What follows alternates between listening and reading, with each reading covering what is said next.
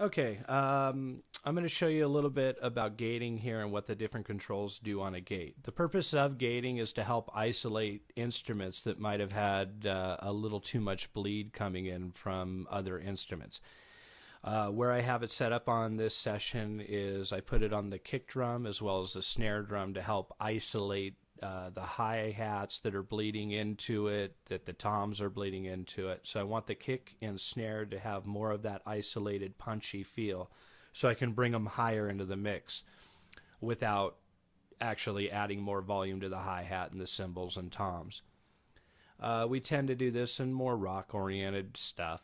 On drums anyways. We can use it for guitar as well, just to help take out noise in between stops or pauses if there's a lot of hiss on the guitar amp. So there's multiple uses for the gate, but let's talk about the controls themselves. The first we have is what's known as the floor. Basically, a gate is how much pressure it takes to open up the door to allow the sound to come through. How long will that door stay open before it starts to close? So the floor is how tightly the door is going to shut. If we bring it up, we can just have it, to maybe around 20 dB. This will still allow the bleed to come through, but it'll be 20 dB lower than it originally was. The next we have is our gate open. The gate open is the threshold. How much pressure does it take to open up the gate? We have the gate close, which is at what point, how much pressure before the gate starts to close. The attack is once the threshold or gate open has been reached, the attack is how fast that door will open to allow the sound to come through. You have the release. The release is once the door starts to close on the sound, how slowly or fast does the door close? If we have an instrument that has a sustain in it, we don't want the door to close too fast. It'll take out the sustain. If it's a kick drum and we want it nice and tight and punchy, we really want a slow release time.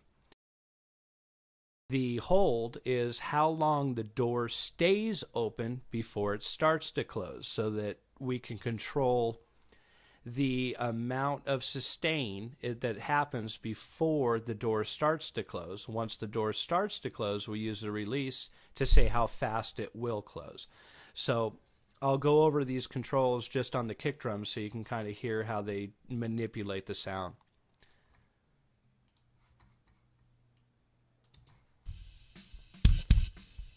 Okay, so without it, we can hear all the snare, we can hear the cymbal bleed, as well as the kick drum. But the kick drum is the loudest sound source on the microphone.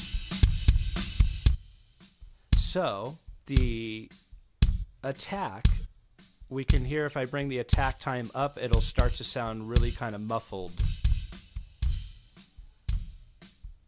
As I bring the attack time down really fast, it'll sound too clicky or abrupt.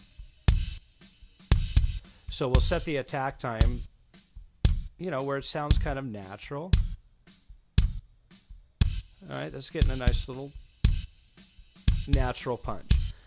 All right, next thing we know is have the release. So right now we're closing this floor down to about 20 dB. I'm going to take it all the way down to infinity just to show you.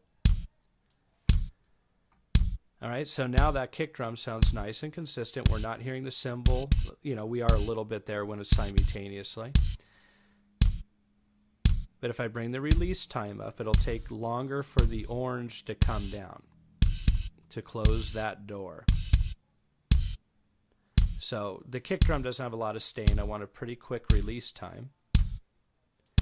And the hold is how long the door stays open before it starts to close. So if I bring that up, it'll stay open, allowing everything to come through.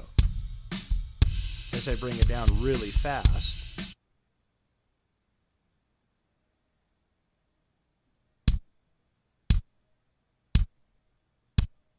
right? Oh, now it's almost cutting off the kick a little too much. So we'll have it stay open a little bit longer before the door starts to close. See if I can get the cymbal out of there a little more. Okay, now I'm going to bring the infinity the floor, not down to affinity. I don't want the gate to sound unnatural. I still want to have the bleed. I just want to control the bleed. So let's bring it to maybe around 30 dB or so, negative 30 dB. So you can still hear the snare in there clicking a little bit, but a big difference from.